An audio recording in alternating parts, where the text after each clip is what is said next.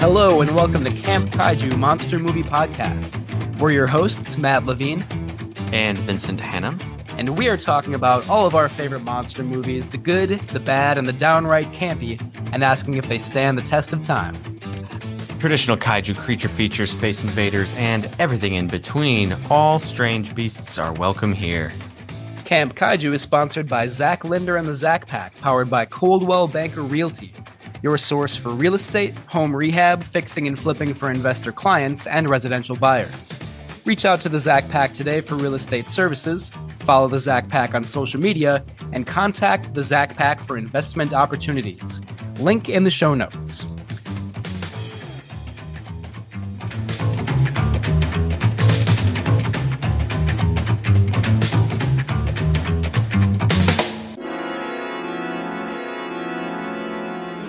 December 25th, 1953, a child is born, a virgin birth.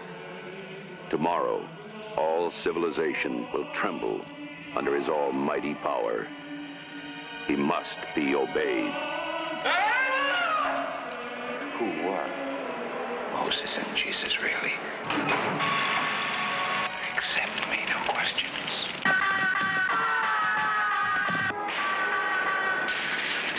Sacrifices to your God are nothing new. Are you going to tell me all those people are meant to die? Why did you attack all those people? God told me to.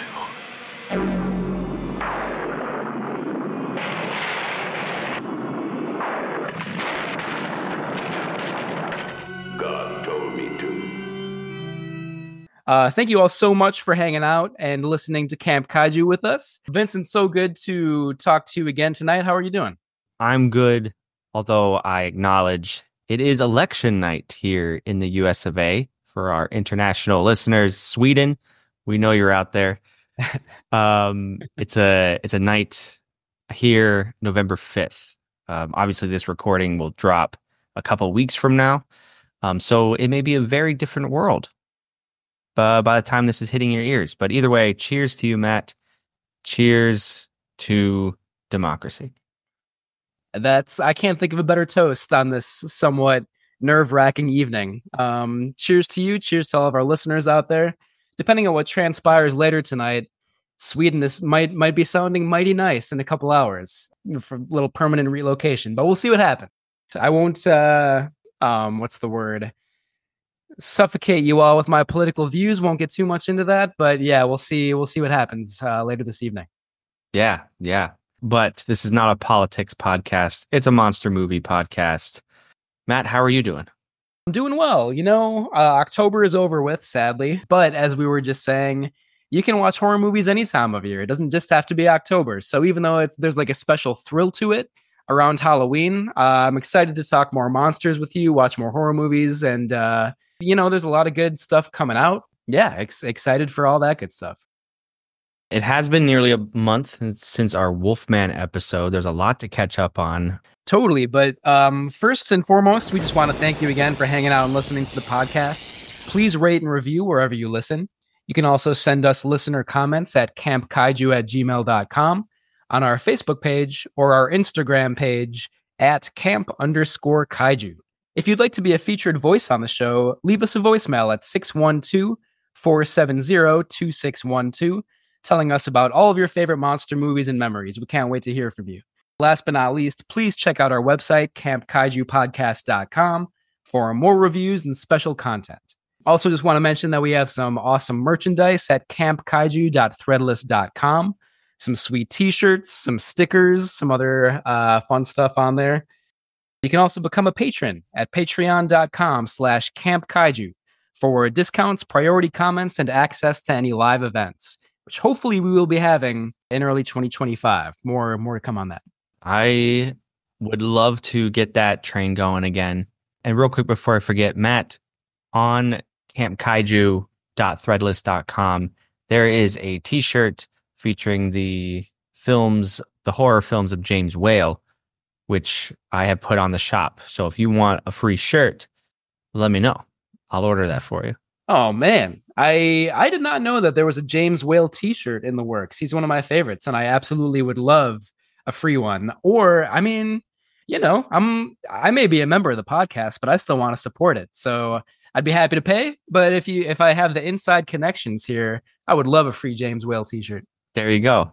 Other inside connections, patrons, let us know. We're happy to give you something, just a token of our generosity here. It's Thanksgiving time. It's the holiday season.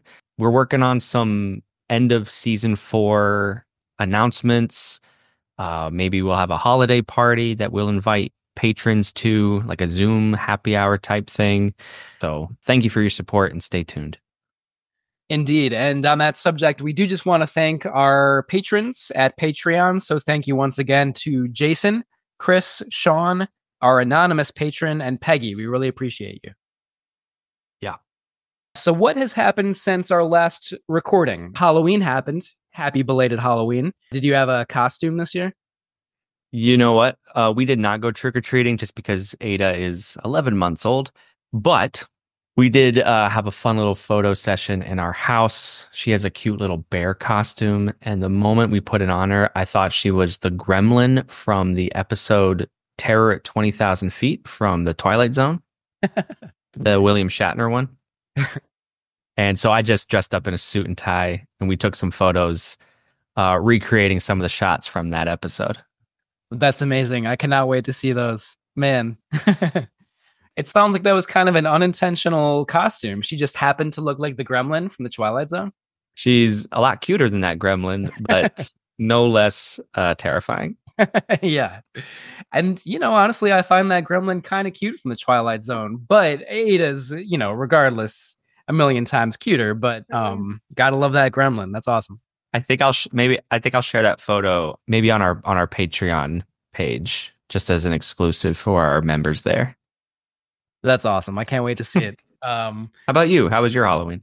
It was good. Watched a lot of horror movies. I did not really do a costume this year. I kind of slacked off a little bit, but it was good. I watched a movie on Halloween night called Angst, which is an Austrian horror movie. It's not fun. It's extremely disturbing and bleak. And I, maybe could have chosen some more uplifting Halloween fare, but it's great. I mean, it's scary. It's disturbing. Like I said, the camera work's incredible. So highly recommended. But yeah, I watched Angst, and right around the same time, I tried to catch up on some classic horror movies. So I watched the original Invasion of the Body Snatchers. Finally rewatched Creature from the Black Lagoon from beginning to end, which I hadn't seen in like 30 years probably. Wow. When I was a kid. Dawn of the Dead, finally saw that one, the second movie in the Living Dead series. So yeah, just a lot of good horror movies. That's awesome. I would love to hear your thoughts on those. There's not enough time, people, on our program, but maybe future episodes. Totally. And maybe some reviews on our website too. So keep an eye out for those. There you go. There you go. We have a website. Which we perhaps could do a better job of promoting. I'm putting that on me, but it is there. So check it out if you want to read some more reviews up there. I watched I watched a ton of movies, but just some quick ones that stand out. I got through number 5 of the Nightmare on Elm Street series. I have a lot of thoughts. Maybe on a future episode we talk about those films. Yeah. I'm currently working my way through Universal's original Invisible Man series, and I watched some Larry Cohen movies, including not just God Told Me To, but Q, The Winged Serpent, and It's Alive. So that's a great. Oh, sorry. No, we're definitely going to talk more about Cohen's filmography on this episode. Indeed, yeah. God Told Me To is the movie, the highlight movie that we'll be talking about on this episode. So definitely a lot more to come on that, and about Larry Cohen in general. Excited to talk about him for sure. Mm-hmm. Some news in the world of monster movies. First of all, I just want to say RIP to Terry Garr. Of course, she wasn't just in monster movies. She was in a lot of great movies over the years. Tootsie, for example. Head is actually the movie I was thinking of. The monster movie I was thinking of, Young Frankenstein, my favorite Mel Brooks movie. She's incredible in that. She's so funny, one of a kind. So rest in peace to Terry Garr. That film is celebrating its 50th anniversary this year. Amazing.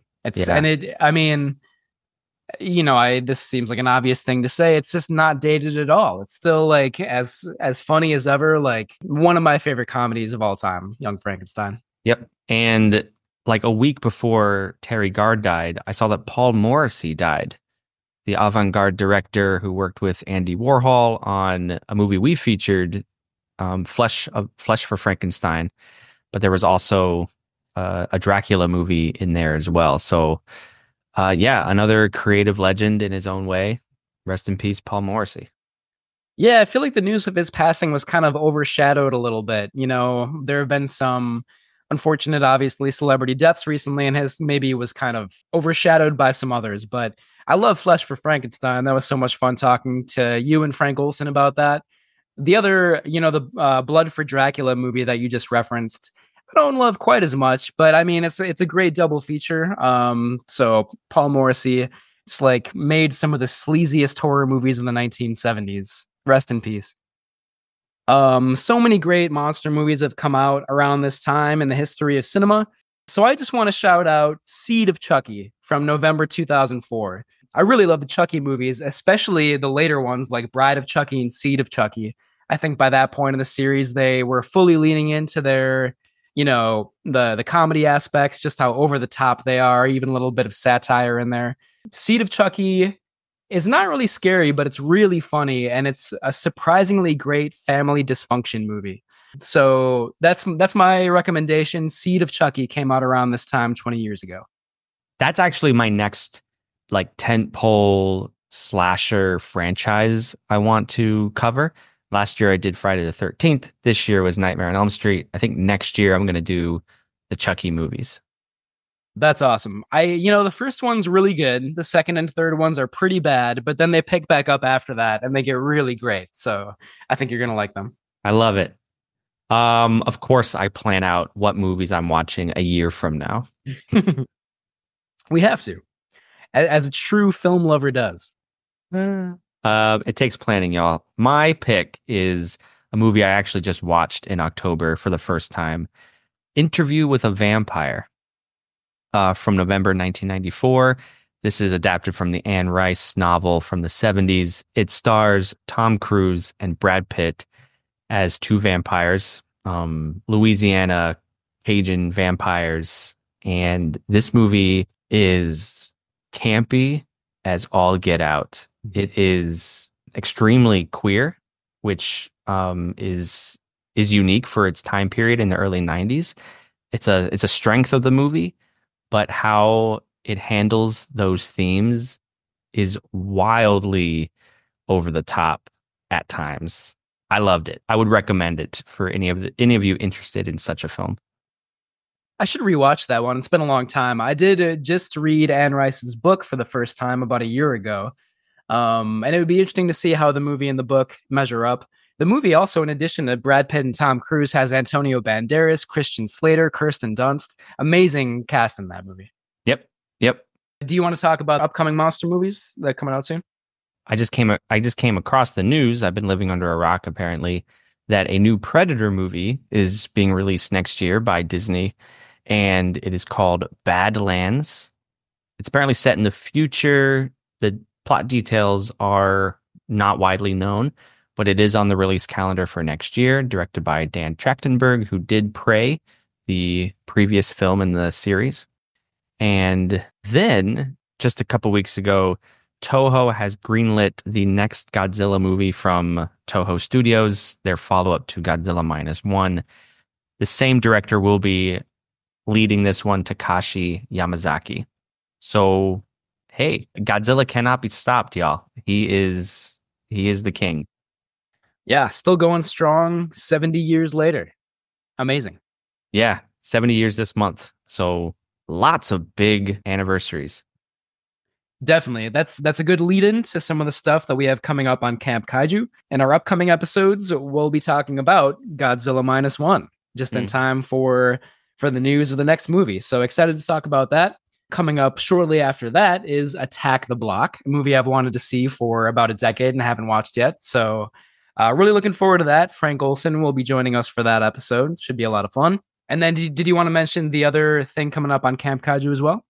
Yeah, so our next episode that you'll hear after this one is actually a special interview episode with author Shawn Pryor, and he and his team reached out to us to promote his new book called Kaiju Unleashed. Gorgeously illustrated, takes a lot of stills from a lot of movies, but Shawn Pryor gives us the film history of Godzilla, Mothra, King Ghidorah, King Kong, and Gamera. I can't wait to see it, man. It's really detailed, and we're excited to talk to Shawn. Absolutely. And, that book, I mean, I'm excited to see it. I haven't actually seen it yet, but that just sounds like heaven for us, for you and me, and for anybody out there that loves kaiju movies. So really excited to check out that book. Yeah, so stay tuned, everybody. It's going to be just a special episode that we're excited to share with you. So much good stuff coming up on Camp Kaiju. Tonight, though, we are going to be talking about God Told Me To, directed by Larry Cohen from 1976. I have to be totally honest. I brought this movie to the podcast not really knowing anything about it. I had seen some Larry Cohen movies before. I really love It's Alive. I think that movie is great. I like The Stuff, although I think that movie has some flaws. Recently, just a couple days ago, I watched Q the Winged Serpent, another Larry Cohen movie. But God Told Me To, I just happened to spot it on a couple lists of like the most underrated horror movies of all time. And I was like, this sounds fascinating. I definitely want to talk about this on Camp Kaiju. It is not what I thought it would be. It'll be an interesting conversation tonight. I was watching this movie, and again, I had also never heard of it, which is the beauty of this show. But the whole time I'm watching it, I'm like, I bet Matt loves this movie.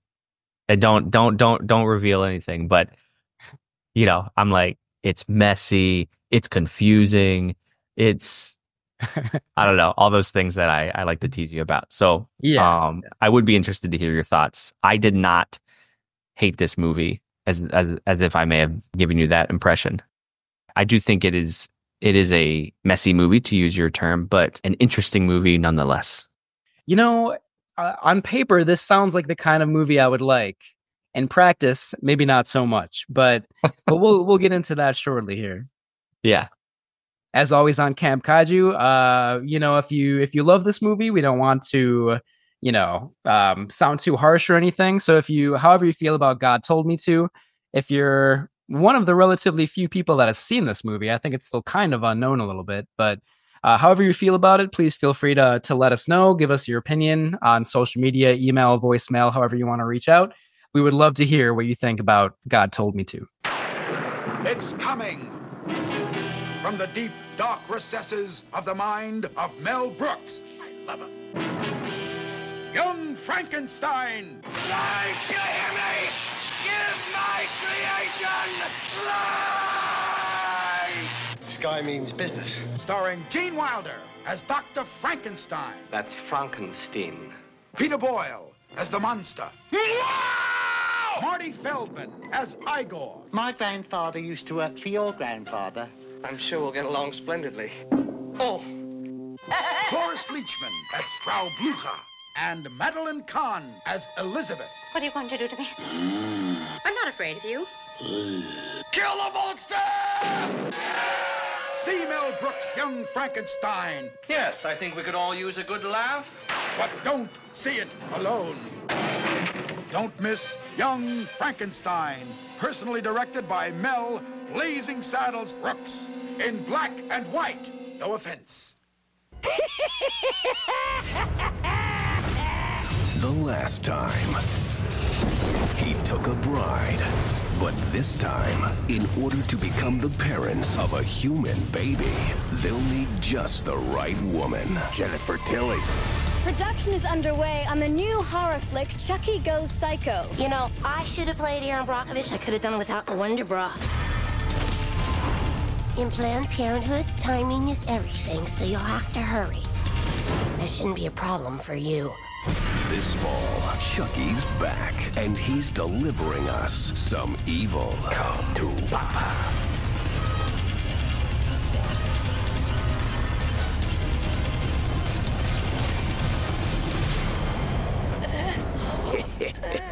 What the hell is going on in here? She came on to me. No wonder her career's in trouble. Seed of Chucky. That's my boy. For 10 centuries it has waited to be awakened, to be worshipped again like a god, to fill the skies, to cast its shadow over the earth, to release its fury.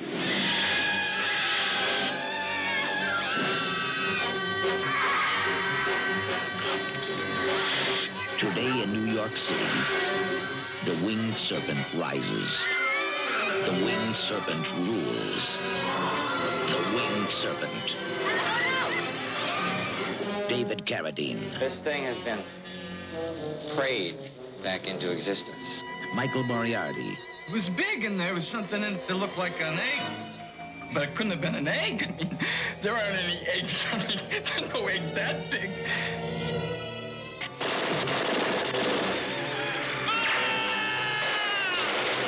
Man against the fantastic flying forces of a lost age. You like saying a prayer? Man against the winged serpent.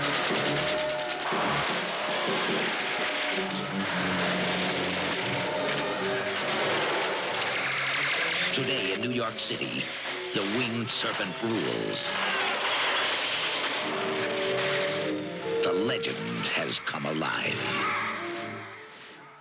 Before we dive in, if you are new to this movie and you're wondering if you should check it out, you should.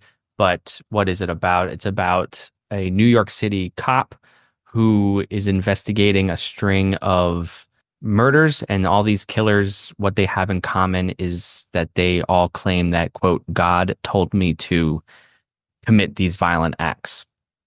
And the cop, he is a devout Catholic, so this like upends his world. And as he is connecting the dots, the mystery is getting deeper and deeper. And, you know, spoilers or not, aliens are involved. There are alien abductions. Maybe it's the second coming of Christ. Who knows? This movie gets weird real quick, and it is worth a watch, at least once in your life. Strongly agree with that, for sure. Even if, you know, it's a little frustrating at times, definitely worth a watch, for sure. And you know, like the spoiler alert is like, because even aside from the aliens, there's another plot twist after that involving the main character. Even if you know the spoilers, this movie will still like boggle the mind. It is so bizarre. Yep. But before we get into that too much, let's talk about the writer, director, and producer, Larry Cohen. He got his start in television, writing for shows like The Invaders and The Fugitive. I think in the 3 films I've seen of his, It's Alive, God Told Me To, and Q, he brings that sensibility to his screenplays. There's a very street level, street savvy feel to them. He's a fan of police procedurals. He's a fan of detectives, and at least Q and God Told Me To are all about law enforcement trying to solve these crimes. Slightly related, I've also been watching a lot of the X-Files lately, so I also am a fan of the supernatural police crime procedural. So Larry Cohen, he knows how to craft that kind of story. He also directed a couple of Blaxploitation movies in the 70s, Black Caesar and Hell Up in Harlem. And in the 90s, he began to focus more on writing. He penned the Maniac Cop series, shout out Naomi Osborne, and Body Snatchers, Cellular, and a movie I saw in the theaters called Phone Booth with Colin Farrell. Yeah. And I remember as like a 10-year-old really digging that movie. And here I come to find out it's Larry Cohen. So my life just came full circle here. Yeah, it's cool. He wrote the script for that, I think, kind of a long time ago when phone booths were more of a thing. And by the time they got around to making that movie, they made it the last phone booth in New York City, which is kind of a fun plot point in that movie. But yeah, it's a good movie. Like, it's directed by Joel Schumacher. It's kind of like a simple B-movie setup, but it's really suspenseful, well constructed, which I actually would not say about some other Larry Cohen screenplays, but it's like a very tight narrative construction in Phone Booth. So yeah, surprisingly good movie. I haven't seen Cellular, but I've heard similar things about that. It's supposed to be pretty good too. Yeah. And he only died, I think, in 2019. So not Yeah. too long ago. Working right up to the end, I think. Yeah, I think mostly as a writer. Yeah, he directed some other movies in the late '80s and early '90s. I think he did a Salem's Lot sequel. He made a movie called The Ambulance, and then I think he did like a TV episode of that Masters of Horror series that was on Showtime a while back. But towards the end, mostly screenplays that he was working on. I love that. Yeah, one of a kind. Just a totally unique voice in American horror cinema. Yeah, yeah. Don't sleep on Larry Cohen, everybody. Yeah, I mean, I just want to shout out It's Alive one more time. That's one of my favorite horror movies of the '70s. And I don't know if you felt the same way, Vincent, but that's just such a powerful movie about, anxiety over parenthood and just like, what if it goes wrong? How do you handle that? Of course, it's kind of like a schlocky monster movie, but there's some adult dramatic themes to that movie too. No, I first came upon It's Alive in a great through the horror movie writer David J. Skal, and he, I think, really wonderfully captured the essence behind It's Alive. It struck a chord in the early '70s with its themes of these women taking medications and pills that they didn't know what was inside, and the babies coming out deformed. And this was a real scourge. And Larry Cohen with that film really struck a chord in American society at the time. Absolutely, yeah. And I think, God Told Me To is trying to do a similar thing. We'll get into whether or not he's successful in just a little bit here. Yeah. Okay. Sorry. Thalidomide. The use of thalidomide was a tranquilizer that was marketed to women in the 50s, and it was devastating to the fetuses of pregnant women, and these children came out deformed. So It's Alive kind of taps into that fear. I was not really totally aware of that history. That just makes it even more, unsettling and profound. Yep. But God told me to. Yeah, God told me to. Equally sort of unsettling themes in this movie. So more to come on that soon. But just finishing up a little bit with some of the cast and crew of God Told Me To first. I just wanted to shout out the music by Frank Cordell, who scored many films in addition to concertos, choral movements, a lot of other music that he composed. Really strong soundtrack in God Told Me To. It's an interesting backstory, though, because Bernard Herrmann, the great composer who scored so many of Alfred Hitchcock's movies, was supposed to do the music for God Told Me To. He had also done the music for It's Alive, the previous Larry Cohen movie. The story goes that Bernard Herrmann, he did the soundtrack for Taxi Driver by Martin Scorsese. The very day that he finished recording the music for that movie, he met up with Larry Cohen. He watched the rough cut of God Told Me To. He kind of envisioned what the music was going to sound like. He started putting some thoughts together, and he died that very night. Wow. Yeah, so Bernard Herrmann obviously could not do the music for God Told Me To, and Larry Cohen had to kind of find a replacement at the last moment. Yeah, again, Frank Cordell's music is really good here, but you have to kind of wonder what Bernard Herrmann's score would have sounded like. The film is dedicated to Herrmann. I did see that at the end of the credits. Indeed. Yeah, and Herrmann and Cohen, I think, were both known for being kind of difficult to work with, kind of tempestuous personalities, but it sounds like they got along really well. So, it's touching that this movie is devoted to. Cinematography in God Told Me To is by Paul Glickman. I couldn't really find too much information about him, but I think this movie looks good in its grungy, unique sort of way. Not all the time, but again, we'll talk about that a little bit more later. So the film was executive produced by Edgar Sherrick and Daniel Blatt. However, both of them insisted that their names be taken off the credits when they saw the finished version. I don't really know if that's because they thought it was too offensive or they thought it was below their expectations, but in any case, they wanted their names off the credits. I just wanted to talk just very briefly about Edgar Sherrick. He was a longtime TV producer who created ABC's Wide World of Sports in 1961. Kind of an interesting connection. But then he became a fairly well-respected movie producer in the 1970s. He produced Take the Money and Run by Woody Allen, Sleuth, The Heartbreak Kid, The Stepford Wives, and White Dog, which is from the early 80s. Really fantastic movie. So legitimate producer, Edgar Sherrick. His name is not on this movie, but he was behind the scenes for God Told Me To. Talking about the cast a little bit, we have leading this film, Tony Lobianco as Detective Peter Nicholas. Lobiano just died this year, actually, in June. His career started in the theater, and he was in other crime dramas, The Seven Ups and The French Connection, and that's where I knew him from. So, yeah, that's great there. Totally fits in with this genre. Yeah, for sure. Deborah Raffin is Peter's girlfriend, Casey. We have Sandy Dennis, Peter's ex-wife, Martha. Sorry, Matt, if any of these credits, I don't mean to skip over them if you felt strongly about talking about them. No, not at all. I would want to shout out some movies for the next person on our list, though. 100%. That is Sylvia Sydney, ladies and gentlemen. She plays Elizabeth Mullen, the woman who is impregnated by an alien and gives birth to Peter. Oh, that's a big twist in the film. Peter Lobianco. Peter is also the child of an immaculate alien insemination.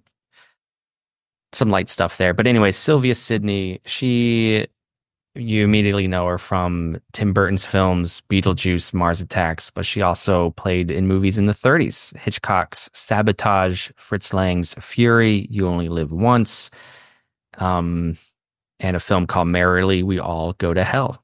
So I loved seeing her in this film. I didn't realize she was in it, but immediately I leaned forward because she has such a screen presence, even when she's being dramatic, and she's very dramatic in this film.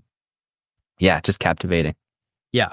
Tough role. She's in one scene and she has to do not only a lot of plot exposition, but, her character has suffered a very, very brutal, traumatizing experience. It's a tough role, tough scene. And she, like you said, she has amazing presence, really incredible in this movie. Yeah. Who else do we have? Rounding out the cast, Richard Lynch as Bernard Phillips, the androgynous alien presence who compels people to commit murder. This character is also the child of a, quote, virgin birth, whose mother was abducted by an alien force. But Richard Lynch, he often played villains thanks in part to his distinct facial scars. This was a result of an incident in 1967 in which he set himself on fire under the influence of drugs. Yikes, he burned over 70% of his body. Honestly, and I'm not being funny, I couldn't tell in this movie because of the way he is lit with that special effect, that glowing special effect. Mm-hmm. Maybe that was purposeful on the filmmaker's part. I don't know. But that either way is unfortunate for Richard Lynch. Yeah.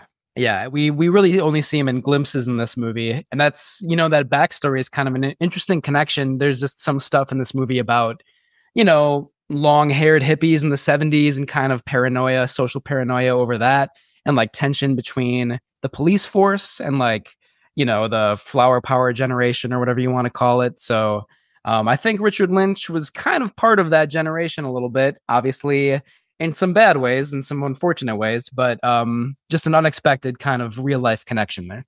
Yeah. The last credit we have here is Andy Kaufman, who was big at this time as a comedian, but actually he wasn't quite big at this time. This was his first film role. He plays the cop who starts shooting people during the St. Patrick's Day parade.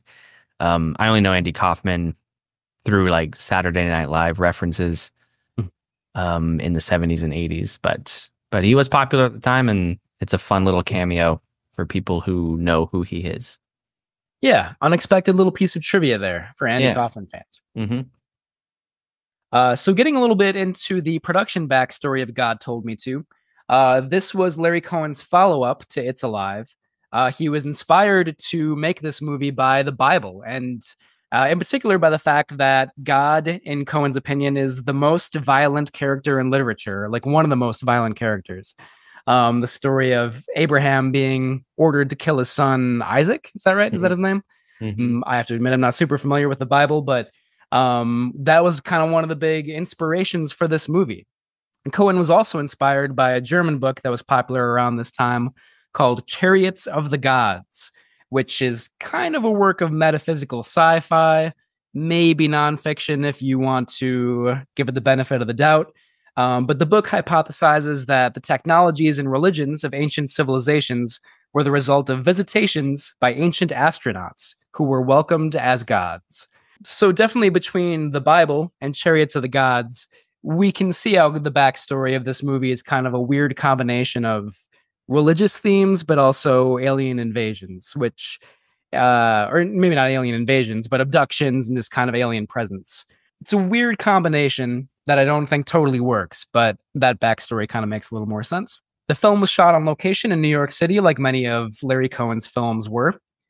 The lead role was originally supposed to be played by Robert Forster, who I think would have been great, but he dropped out after several days. He actually cited Larry Cohen's intense directing style. Forster said something like, Cohen is one of those guys who just yells at people on set all the time. So after a couple days, Forster was like, I don't think I want to do this. Even though he had actually appeared in one of Cohen's plays before called The Nature of the Crime. So after Forster left, Tony LoBianco stepped in. And then Bernard Herrmann, as you said, died right before filming started.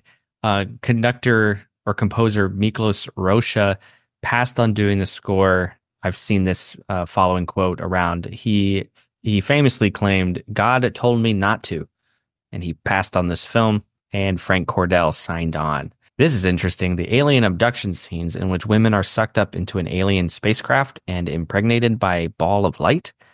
This used stock footage from the British sci-fi TV series called Space 1999. Which I really want to see now, because that footage in this movie is insane. It looks so strange and like mystifying, bizarre, unsettling. I don't know exactly what images are taken from this TV series, but I need to track it down because those parts of God Told Me To are really crazy. Really trippy and visually enthralling. So it's interesting that that's not even Cohen's footage. It's from a different title entirely. Yeah. There are like some cutaway close-ups during those scenes to like a vaginal orifice. There's just no other way to say it really. And like a weird kind of like substance coming out of it, which sounds gross. You have to see it to believe it. I would imagine never said that sentence before. What's that? Sorry. You've never said those words before. No. I probably will never say them again, but who knows? Unless I'm talking about this movie again. It's very possible. I would imagine that those shots were specially created for God Told Me To, but who knows? We'll have to track down Space 1999 and find out. Yeah. The film was sold to Roger Corman's New World Pictures, which released the film. It did not perform well initially and was re-released under the title Demon. But apparently this didn't do anything to change its box office fortunes the second time around. It did get negative reviews. Upon its first release, Roger Ebert awarded it 1 star and called it the most confused feature-length film I've ever seen. It has since, however, been celebrated as a cult oddity. Rolling Stone magazine and Time Out both proclaimed it as one of the scariest and most under-recognized horror films ever. I would say the truth perhaps is in between Roger Ebert's review and this kind of glowing reappraisal, but we'll talk more about that later. I agree. Yeah, lots to say later. We won't front load it here. We got to give you all something to stick around for. Exactly. After this sponsor break from our trusted advertisers. Camp Kaiju is sponsored by Zach Linder and the Zach Pack, powered by Coldwell Banker Realty, your source for real estate, home rehab, fixing and flipping for investor clients and residential buyers. Reach out to the Zach Pack today for real estate services, follow the Zach Pack on social media, and contact the Zach Pack for investment opportunities. Link in the show notes. Before we get back to God Told Me To, Vincent, do we have anything in Minya's mailbox today? Yeah, we have an email from Kaiju Nick, who, if you remember, emailed us his thoughts on Godzilla vs. Megalon. So Kaiju Nick, thanks. I'm going to read just a little bit of your email here related to the Wolfman. So he says, Dear Camp Kaiju, like many monster kids my age, my history with this great movie started not with the movie, but with a book about the movie, The Wolfman, from the Crestwood House series of monster books. And then Kaiju Nick is so great. He gives his own breakdown of this book. He gives us the good, the bad, and the campy. I'll just lead with the good. There are loads of awesome pictures and information in these Crestwood House monster books. Before the days of VCRs, before cable TV and movie channels, young Kaiju Nick's mother would take him to the library for his very important monster research. The librarian must have thought to herself, why is our monster section always so empty? Who could be checking out all these monster books? Oh, that's awesome. Yeah. I mean, that's so cool though. Kaiju Nick, thank you so much for sending that in. I kind of regret getting into monster movies a little bit later in life. It wasn't, I didn't like devour them when I was a kid, like you and Kaiju Nick did. Of course I love them now, and I've loved movies in many different ways ever since I was a kid, but it's just so cool to read about, going to the library and like you can't wait to get your hands on the next monster book. That's so cool. I love that. Yeah, and these Crestwood books, I know what he's talking about just through the by and by. They're long out of print, but they were a series from, at least according to Amazon, the late 70s, early 80s.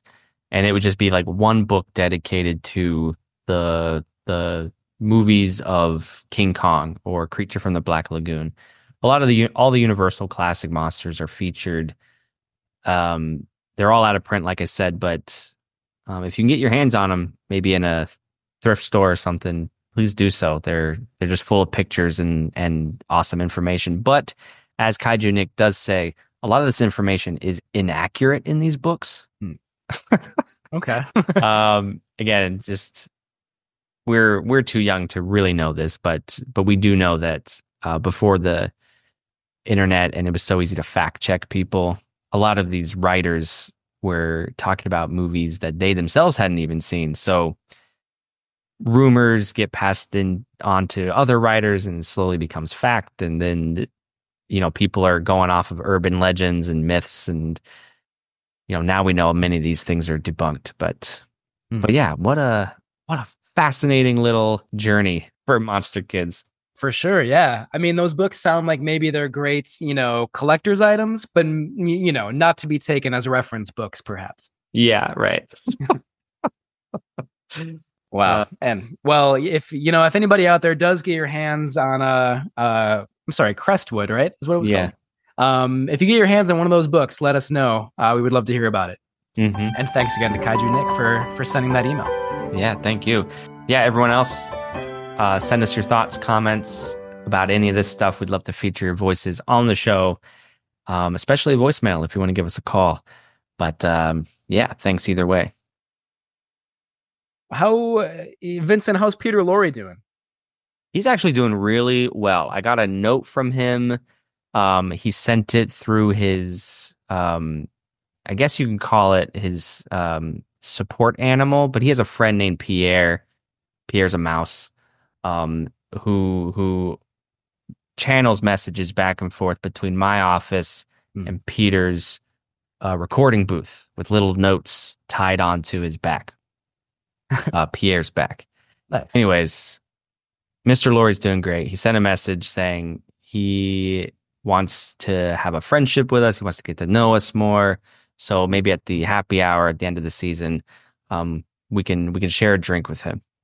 Okay. Yeah, I'm a little nervous about that. He kind of gives me the creep sometimes, but he's doing a great job with these reviews. I guess we have to let him out at some point, right? Yeah. We have to own up to that. He's doing a killer job. This week he's going to be talking about the 1920 version of Dr. Jekyll and Mr. Hyde, starring Lon Chaney Sr., right? No, John Barrymore. How could I have gotten that wrong? You're wrong. All right. I must have read one of those factually incorrect reference books. That's how. Crestwood book. Well, hopefully, Peter Lorre will gain his freedom from the recording booth and join us at the holiday party soon. Yeah, stay tuned. See how we can work that one out. Yeah, for sure. Yeah, I will probably still keep my distance though.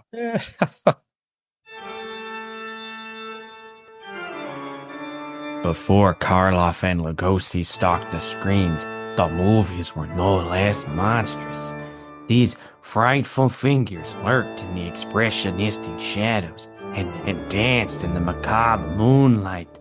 Oh, they laughed, they cried, they fooled the sensibilities of honest, decent folk. For in the age of silent pictures, these gruesome ghouls nonetheless cried out with a savage humanity that took the breath from all who witnessed their devilish delights. For in the silence, no one can hear you scream. Hello, ladies and gentlemen. This is your host, Peter Lorre. Welcome to Silent But Deadly, where I review monster movies from the silent era. You may know me from such pictures as Invisible Agent and The Comedy of Terrors, two comedies that really showcase how funny and goofy I can be. Oh, Pierre, you want to hear a joke? Okay. What is Robert Louis Stevenson's favorite childhood game? Mr. Hyde and Seek. Pierre, when Bela Lugosi hosts this segment, then Bela Lugosi can make his own jokes. Until then, I have 1, 2, 3 more episodes of Silent But Deadly to go, and then I will pass the torch to Mr. Lugosi. Oh, do not cry, my little mouse companion. You must remain among the living and spread the word of underrated horror pictures. And speaking of which, this week on Silent But Deadly, we are discussing the 1920 adaptation of Dr. Jekyll and Mr. Hyde. This movie stars the legendary John Barrymore.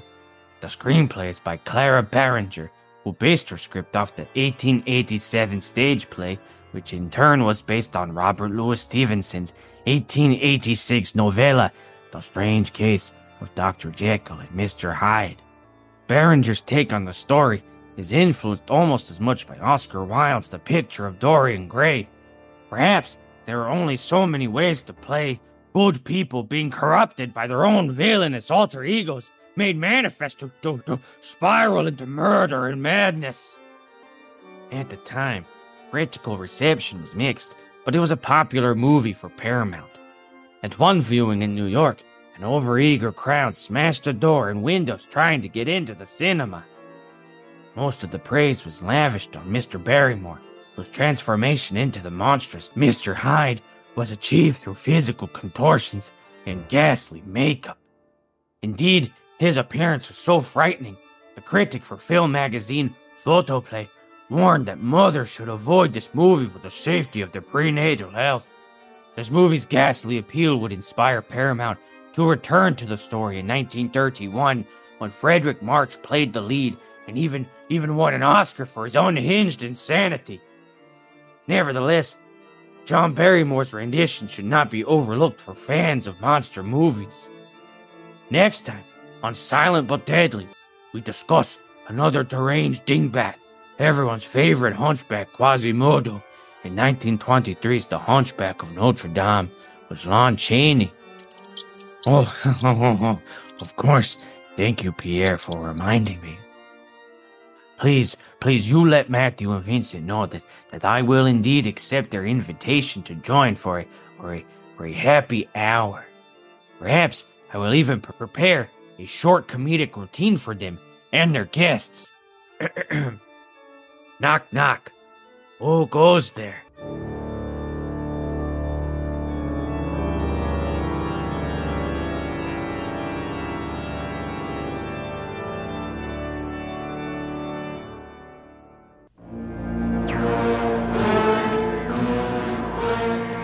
It's alive. It's alive. Can you hear me? It can't be saved. It's gotta die. It's alive. It's alive. Why are you so anxious to be the one to do it? It's alive. Doctor! Demons out of here! It's alive. Nobody knows how this thing happened. It's really a matter of speculation, and I think perhaps that's for the best. After all, if we find out that the cause is medication that we manufacture and it was administered over a long period of time on it. What do your interests recommend? Absolute destruction of this thing.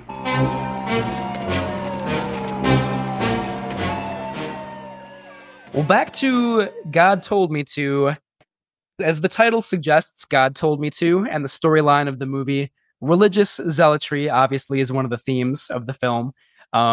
People committing violence and atrocities in the name of their God or their religion. There's even a quote in the movie where somebody says, "People who are too goddamn religious make a lot of trouble for everybody." There are a lot of different ways that this theme appears in the movie. One of the kind of sub-themes of that is the need for faith, especially during kind of difficult emotional times or different social conditions. The need for faith, either in a god or just in something to believe in, faith in community, faith in social activism, whatever that faith might be. Peter is a devout Catholic, as we talked about before, so he has this faith. He has this religious faith. He's a true believer, and that's why when the kind of villainous, sort of Christ-like figure of Bernard Phillips, the androgynous child of an alien being, finds out about Peter, Peter's not really threatened. They don't want to, Bernard does not want to kill Peter because he's a true believer, and that makes him too valuable to the cause. This theme is also kind of repeated when Peter leaks this story to the press. His police superiors tell him that they should keep this under wraps so they don't start hysteria. Peter is frustrated by this. He's suspended by the force, so he leaks the story to the press. And not surprisingly, mass hysteria does ensue. Residents of New York City are afraid. They're shocked that all these murders are being committed in the name of God, and it leads to riots on the streets. It leads to more violence between the police and protesters. So there are numerous ways in this movie that religious fanaticism leads to violence. That's probably the main theme of the movie. I would argue, however, that by the time we find out that it's actually not God or even really anything religious, although you could say that Bernard is a Christ-like figure, like I said, when we find out that it's an alien presence instead of a godlike presence, I feel like that kind of dilutes that theme a little bit. You know what I mean? The movie's not really about religion anymore at that point. It's about aliens. It's hard to sort of balance those two things. Right. And it is kind of difficult to put into words, but I think that is related to why I felt a little perplexed, but also underwhelmed by this film, just in that the first, those religious themes are so strong. They're so tight that you're right. It doesn't, there was a way to blend it more intricately in with the alien abduction idea, because I do like that potential parallel of, and you mentioned this earlier in the podcast, but exploring the origins of religion as a cosmic force. I mean, the History Channel's Ancient Aliens loves to talk about this stuff. Now this stuff is it is talked about a little bit more mainstream than it was in the 70s. Mm-hmm. So I see where Cohen's going with that theme, but like you say, I think it's too disjointed. Yeah, totally agree with that. I think if the film had been able to infuse those two themes, an alien presence and the sort of pervasiveness of religion on this planet, that would have been really fascinating and effective and powerful. But as it is, halfway through this movie, I was like, wait a minute, is this a satire of religion? Is it about fanaticism? Is it an alien sci-fi thriller? Is it one of the other things that we'll talk about in a minute here? It's just kind of all over the place. And you're right that sometimes I do like that sense of messiness and the idea, the sense that there are so many ideas that the movie can hardly contain all of them. But here I would say it's pretty frustrating. It's kind of disappointing that the movie starts with such a fascinating theme and then, in my opinion, kind of abandons it halfway through. I think where it kind of jumps off the tracks a little bit is when Peter himself gains psychic abilities, then it's like, oh, now we're having fun with his ability to influence people and get people to hurt people, just like the Bernard character. But like, how does that choice support this idea of religion as a cosmic divinity or fanaticism? It just seems like a lark that we go on. Yeah. You know, is Peter a messiah figure now? Is he a disciple of Bernard? Like, where's the tie-in? There's no tie-in, apparently, for me. I guess if it's there, I missed it. But yeah. No, I agree for sure. And, I do think the theme of faith, which again, Peter represents, because he is a true believer, he's a devout Catholic, and that's why he's so troubled by these serial killings early on in the film. When we find out that he is one of these alien beings himself, it's not about faith anymore. He doesn't have to have faith in anything because he himself represents that cosmic force, So, this could have been like a really fascinating analysis of faith and the need for faith in the modern world. But that's another theme that I think the film just kind of drops because it goes for this like plot twist instead. Yeah.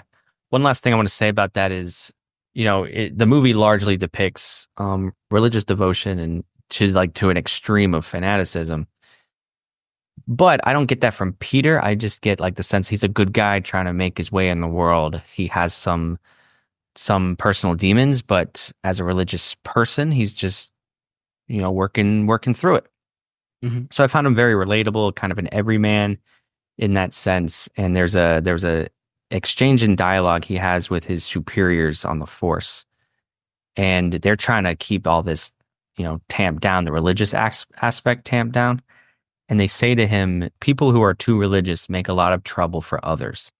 And I just found that an interesting nugget of prejudice against people who might be more faithful in their religion than others.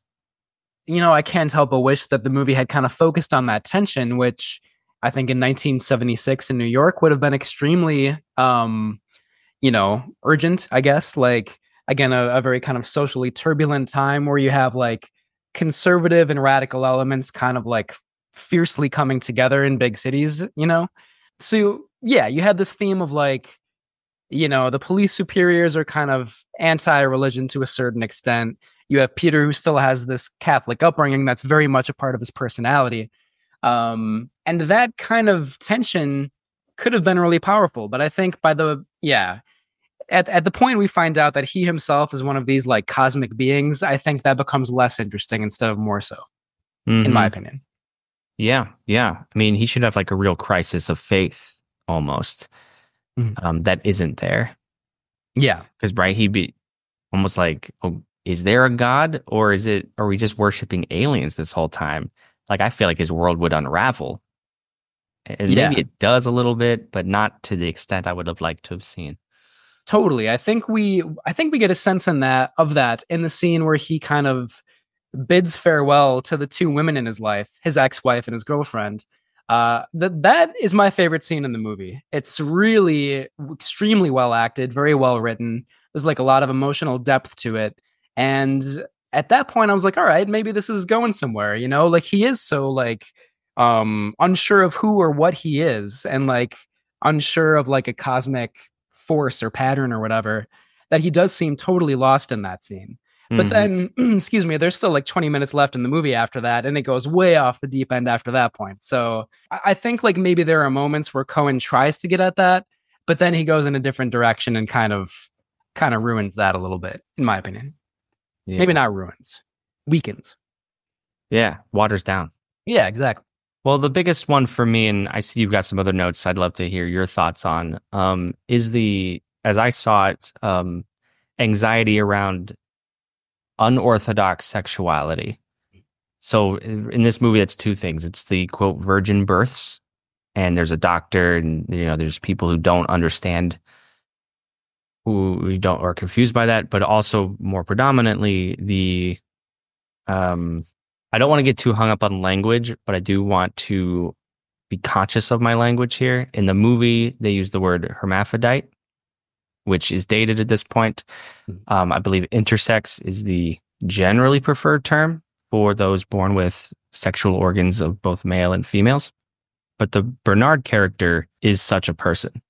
There's a lot of fear around the Bernard character, and the way his intersexuality is portrayed is interesting to me because I don't think Larry Cohen intended it to be any sort of, prejudice or offensive depiction of such a person. But with that said, I just can't help but think like, oh, the monster is an unclassified, quote unquote, sexual entity. And it's like, I'm not an intersex person, but if I were, I might have opinions about that.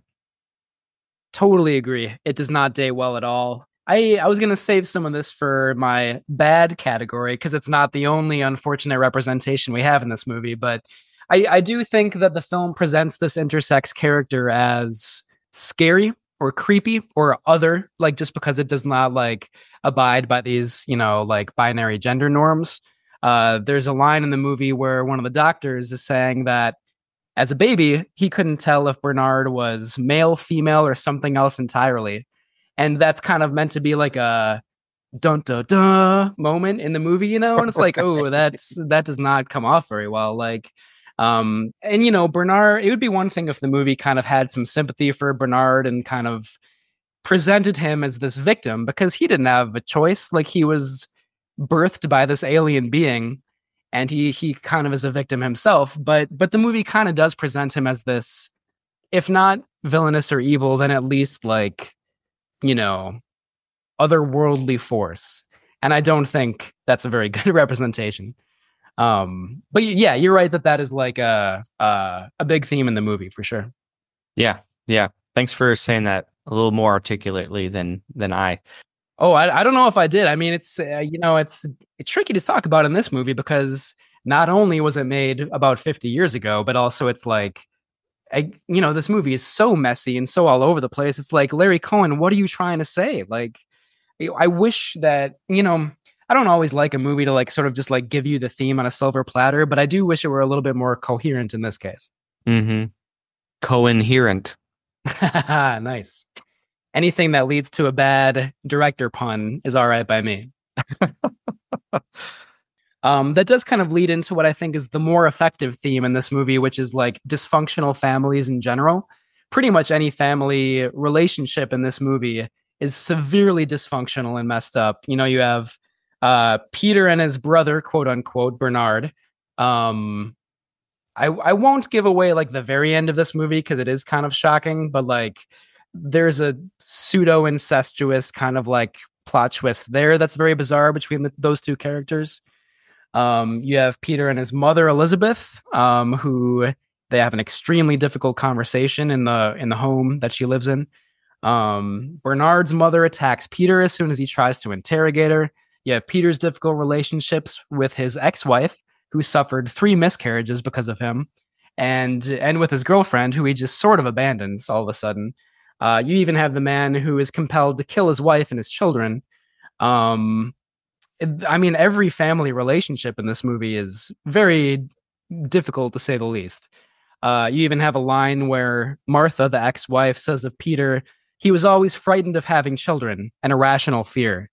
And the first thing I noticed or thought of is like, oh, that's basically the theme of It's Alive. Like, it's carrying it forward into this movie, And then the second thought was, is that a totally irrational fear? Like, it's a wonderful thing to like be a parent and a wonderful, amazing, loving thing, but also full of anxiety and like uncertainty and am I going to be a good father and stuff like that. So that to me is the more effective theme in this movie. Yeah. And I think maybe because it does reflect the culture in American life in the 1970s. It's the fallout of the counterculture of the 60s. We had disillusionment in institutions, and the family unit, the traditional nuclear family, was falling apart. And I think faith in traditional religious institutions were also compromised in that. This movie made me think about cults, and specifically the Jonestown Massacre, which was 1978. So it was after this film. but I think that all lives in the same world. It also made me think about the Son of Sam killings in New York City, where that killer, I was just going to say where Sam said, but I'm not going to call him Sam, David Berkowitz. Good old Sam. Where David Berkowitz claimed that, I think it was his dog told him to kill these people. Those killings were happening at the time of this movie's making. So maybe Cohen was aware of that. But whether it's in film or real life events, there was a huge, I think, degradation in American life. Absolutely. And I also just wanted to raise the Manson family murders, which, I mean, like that kind of, he started his following in like the late 60s. So that was definitely a huge like scandal at the time as well. Maybe not a coincidence that it was called the Manson family, but it was like the most like, sordid, twisted family you could possibly have. But I think you're totally right. I think like at this countercultural moment where, it was at the tail end of this kind of, for lack of a better term, I'm just going to say flower power again, like the kind of like countercultural movement. You had this sense that like everything was breaking down a little bit, that these forms of traditional morality could not really be relied on anymore. And I think that's what God Told Me To is getting at, and it's extremely messy and like frustrating way. Yeah. More to say later. Totally. Yeah. I mean, there are a lot of other themes in this movie too. You have anxiety over mass shootings, which, I think had happened a little bit like before 1976, but certainly were more prominent afterwards. But it kind of in retrospect, like it taps into that fear of like how easy it is in the United States for a zealot or a madman to buy a gun and just take out his, carry out his agenda in public or whatever. That theme has only become more dire over the years, and this movie kind of taps into that at an early stage, I would say. Yeah, Targets came to mind. For sure. Yeah, that first scene is harrowing. That's in my good later on, but some really taut thrills in this movie. Yeah, absolutely. Yep. Yeah. Cool. Well, yeah, let's get into our breakdowns then. The good, the bad, and the campy. There's a lot for each category with God Told Me To. Do you want to start first, or should I start with the good stuff? Yeah, I'll start just real quick. Things that stood out to me were the beginning, the first maybe third of this movie, as the killings mount and Peter is looking into them. It's a great crime drama. A lot of good thrills, a lot of good action. The one scene where Peter confronts the father who is just talking about killing his family without remorse. It's a really haunting monologue, delivered so nonchalantly, really terrifying, honestly, when you realize that you don't have to play a killer like a big wild-haired freak, that often in real life the killers are the unassuming individuals in our lives. And I was like, oof, that's, like I said, haunting. Yeah. The abduction sequences, as we talked about, were weird and trippy and very memorable. Sylvia Sydney rocks. Yeah, so like there was a lot in the beginning of this movie that really stuck with me. Yeah, totally agree. The first third to maybe even like the first half of the movie, I was pretty much on board. There's a lot that I liked about it. There are a lot of twists and turns in that first half of the movie that work, and then some twists and turns that don't after that. But it is very compelling. The footage of New York City in 1976 is so vivid and colorful, and you really do feel like you're on the sidewalks and on the streets, like in this city at this time. A lot of handheld camera work. It looks really great. It was shot on a low budget, so some scenes maybe don't look so good, but even those kind of add to like the raw, rough aesthetic, which is very effective. I think the performances are really great. I think Tony LoBianco as Peter is very committed. He brings a lot of depth to the role. Again, a guy who is questioning who he is and like what, like, at least at first, it seems like his philosophies are just falling apart. And I think he does a really good job of conveying that anxiety. And then just the wealth of thematic material in this movie. I think there's some bad stuff about it, which I'll get into soon, but it's extremely ambitious. And I think just like the amount of themes that we talked about in the previous section are a sign of how complex this movie is. And, you know, maybe Cohen doesn't stick the landing, but I always appreciate it when filmmakers like go for broke, give it all they got. And it's better to try and fail than not try at all. So there is just like a dizzying amount of ideas and themes in this movie. Yeah. So this movie is only 90 minutes. So you're right. You're saying halfway through the movie. I'm with you. But that's like 45 minutes into the film. And it was at that point where I was like, you know, I was appreciating the slow burn before, but now I feel like time's almost up and I haven't seen anything supernatural. Yeah. And I went into this movie expecting some sort of otherworldly being. So I think the burn is too slow.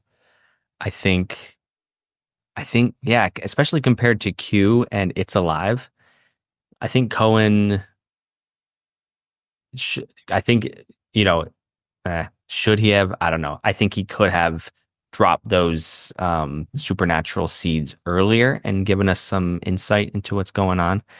There was some, and maybe it's because the film is only 90 minutes. I feel like certain moments were rushed. I didn't quite make the connection with Peter when he apparently realized he was also an alien because he goes to seek out his adoption records. Mm. And at first it wasn't clear to me that it was his adoption records he was looking for. Totally agree. Yeah. Yeah. So it was just like, I feel like I just missed some through lines. You know, part of it might be on me because I thought this was going to be a monster movie and it's probably not really so much. So maybe I chose the wrong Larry Cohen movie to bring to the podcast, but I love that you did though, because you know what? We can only go up from here. Talking about It's Alive and Q, and any others. I love this. I love that it opened the door for me to see more Larry Cohen movies. Yeah. Last thing I'll add is I feel like the girlfriend and wife characters and that subplot were underutilized for me. I didn't have they were kind of abandoned towards the end of the movie. Yeah. And I was like, well, there goes the most interesting characters. Yeah. We're totally in agreement here. Like I said before, that scene where he's like in the midst of his realization of who or what he is, and he has to say goodbye to both of them. That's a really good scene. But then like the rest of the movie, they're kind of just like ancillary characters. Yeah, it's disappointing. Yeah. So I totally agree with everything you said. I think like, you know, this movie doesn't really know what it is. Like Cohen maybe started with a concept when he wrote the screenplay and just like made it up as he went along. And it doesn't really hold together because of that. I think like the movie's numerous themes, which often are pretty bleak and heavy. I mean, you know, the flashbacks of women being forcibly impregnated, like that's extremely bleak stuff. And that like does not really mesh very well with the crime elements or with the kind of fantastic sci-fi elements of the story, in my opinion. Sometimes he can pull off that combination, but I don't think this movie's really able to do that. And that kind of leads me to what are my biggest issues with this movie. And I do want to say that like normally I'm not the kind of person who is like looking for red flags or like, you know, I'm not trying to like virtue signal or anything like that. Like this movie was made in the 70s. Some things about it are not going to date very well, but I do think this movie, I would argue, is both transphobic and racist. And I know that sounds harsh. We talked about the transphobia a little bit. I do think the Bernard character is supposed to be creepy or unsettling because, you know, their gender is a little bit indeterminate, ambiguous, androgynous. That part of it certainly doesn't date very well. But then we also have this subplot that we haven't even talked about at all yet, where one of Peter's fellow cops, who is a black man, seems to be a corrupt cop. He does like kind of back table or like under the table dealings with this drug dealer named Zero. Zero ends up killing this black cop character, who I don't think even has a name. Towards the end of the movie, after Peter realizes that he is an alien with psychic powers, goes to this kind of pool hall, which seems to be, you know, in the ghetto somewhere. I mean, this kind of harkens back to Larry Cohen's first two Blaxploitation movies, Black Caesar and Hell Up in Harlem. So Peter goes into this pool hall and he indirectly forces Zero to kill all of his like minions or whatever, and then kill himself. And I feel like the movie is asking us to accept that because, first of all, these characters are criminals and drug dealers. And like, I feel like the movie's asking us to be like, oh, it's okay. He can kill all of them. Like, it doesn't matter. And of course, they're also characters of color. And I feel like, you know, the movie's also asking us to be okay with that, to still have some empathy for the Peter character because the characters that he indirectly kills are insignificant, not as important. I really, really, really hated that ending, partially because of like those stereotypical representations, which, if not racist, are at least sloppy and unconvincing, because we do not buy at all that Peter and this black cop character are friends. Like, the movie has never shown us any kind of connection between them. So that was the scene where I was like, I don't think I like this movie. Like, it's poorly constructed and has some not just dated, but I would say maybe hateful representations. And I know, again, that sounds harsh, sounds over the top. That's usually not the kind of like judgment that I try to do, but yeah, there's a lot in this movie that didn't sit well with me. I'm with you 100%. At the very least, it's like, again, this is a beat that I'm missing. It's a through line. The fact that Peter and his black partner are supposed to be close, and somehow Peter knows about the drug dealer Zero and where to find him. Mm-hmm. It's like, okay, is there a scene missing where all that was laid out? You're making me do mental leaps here, Cohen, that you haven't earned. Yep. So like that on its surface, but like you say, it's coming out of the Blaxploitation tradition of the 70s. We could talk about a white man directing these films, but that was the genre at the time, for better or for worse. But in this movie, and God Told Me To, it feels obligatory, cliched, and not done any justice. I just don't buy it. And like, by that point, it's like, wait a minute, what happened to your themes about like religion and like faith and like fanaticism? Like, by that point, all that just goes out the window. You know, it's very disappointing. That's what I mean. It's a lark. Like, we just go on a tangent now that's apart from the more cohesive themes we were told this movie would be about. Exactly. And there's barely even a monster in it. But yeah, maybe that's my fault more than Larry Cohen's. But you know, so again, a lot of good and bad. What about campy? Any campy stuff you want to bring up? The whole last like 10 minutes of this movie is camp central. It is so over the top. Folks, this is where you're getting your money's worth.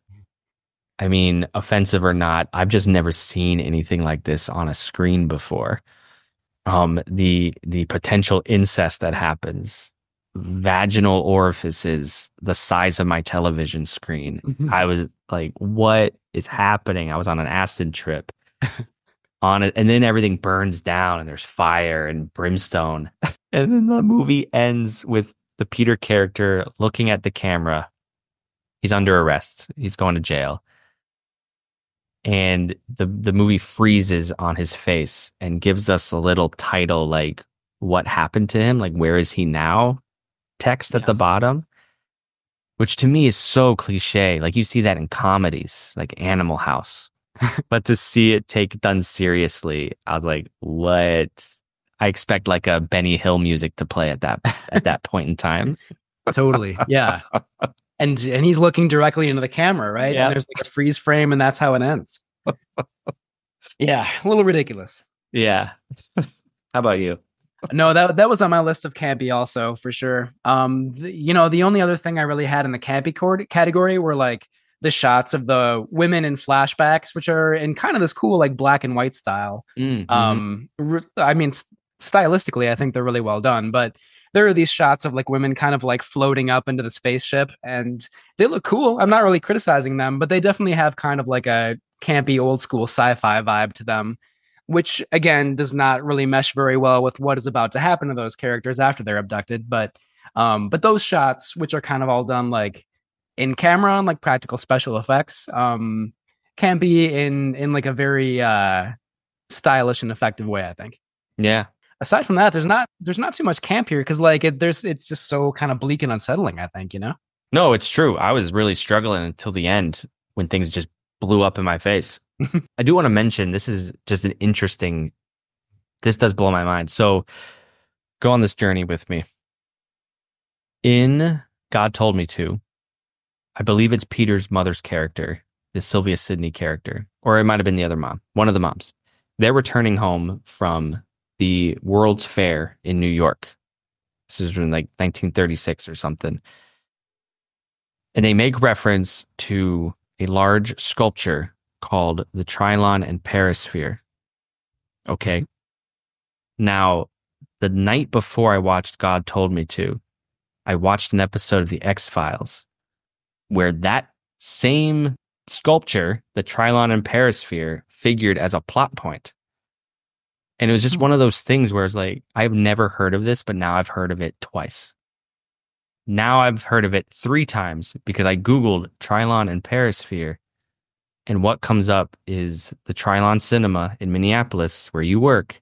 Yep. And its film magazine called The Perisphere. Indeed. Which I used to co-edit. Yeah, that's uncanny. And you know, the Trilon is named after that sculpture in the New York World's Fair, as is Perisphere, named after that too. That's an uncanny coincidence. I don't know. I was just like, again, my brain just went on this trip. I was like, what the hell is the Trilon and Perisphere? Because now I've heard of it 3 times. I don't know if those sculptures are still around anywhere, like in New York. They're not. No. It's too bad. I was going to say you're going to have to make an exodus, or not an exodus, a journey there. Pilgrimage. Yeah, that's the word I was looking for. But sadly, you cannot do so. Too bad. Yeah. So that was a fun connection to make. Yeah, weird. I'm trying to recall what episode of the X-Files that is, because that's my favorite TV show. I feel like I must have seen that episode. Season 2, episode 12. It's a woman cop. She's pregnant and she's having nightmares about a killer, but it turns out she's the one committing the murders. That sounds familiar now. Yeah. It's a pretty good episode. Is the this is really this is very tangential. Is the woman cop, is her name BJ in the episode? Yes. Yeah. Yep. I remember that episode. And now. Mulder makes a really groan-worthy comment about that. Yep. That's exactly why I recall that episode, which maybe is not great, but now it's coming back to me. Wow. Well, what a strange coincidence, man. Yeah. Thanks to God Told Me To for bringing that all together. Seriously. Well, I think it might be time for our rating. As usual on Camp Kaiju, we do have 4 ratings that we give movies on here. Number 1, it's a timeless classic. It definitely stands the test of time. Number 2, there may be some antiquated moments, but overall it's great. It stands the test of time. Number 3, it may be historically significant or just fun, but it does not stand the test of time. Number 4, it is not worth revisiting and definitely does not stand the test of time. Okay. I'll go first since it's your pick. I'll give you the last word. All right. I think there are some, if not fun, some good moments where I was engrossed in the film. It did not stick the landing, but even the ending, bonkers. So I'm going to say it does have some worthwhile moments, but it does not ultimately stand the test of time for me. I don't need to revisit this. And honestly, if you want to watch a Larry Cohen film, I can tell you at least 2 others that are just better movies. They're constructed more cleanly, efficiently, and just less offensive too. Word for word, I agree with everything you said. I would also give it the same rating. I do think it's historically significant in some ways. It's a fascinating depiction of New York in the 1970s. It is interesting for a while. It does have themes that are so fascinating. You want them to be more, smoothly constructed, smoothly put together. But overall, it's a very frustrating movie. And it culminates in some depictions and representations that just really leave a bad taste in your mouth. And you can call it presentism if you want, but those parts in the movie and just how kind of sloppy it is in the end prevent it from really being all that great. So this movie does not stand the test of time, but like you said, Vincent, I would say 3 other Larry Cohen movies that I've seen are worth watching instead of this one. So Cohen's great, just maybe not this one. Still check it out. It is one of a kind. It's so bizarre, but you may not want to watch it again after that. Beautiful, beautiful note to end it on. All right. Well, thank you all for listening to this episode. We'll see you next time for our special interview with Shawn Pryor about his book, Kaiju Unleashed. And then join us for Godzilla -1. Dun, dun, dun. Thank you again for hanging out. Please rate and review wherever you listen. You can also share this podcast with a friend. Send us listener comments at campkaiju@gmail.com, our Facebook page, or on Instagram. Links are in the bio. If you'd like to be a featured voice on the show, please leave us a voicemail at 612-470-2612, telling us about your favorite monster movies and memories. Finally, please check out our website, campkaijupodcast.com, for more information. Camp Kaiju is recorded in Minneapolis, St. Paul, with Minya's Mailbox music by Ben Cook Feltz. Thanks again, friends, and until next time, stay campy. Camp Kaiju is sponsored by Zach Linder and the Zach Pack, powered by Coldwell Banker Realty, your source for real estate, home rehab, fixing and flipping for investor clients, and residential buyers. Reach out to the Zach Pack today for real estate services, follow the Zach Pack on social media, and contact the Zach Pack for investment opportunities. Link in the show notes. Why did you attack all those people?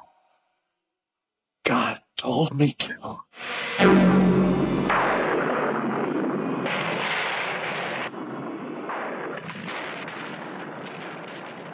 Would you like to have a roll in the hay?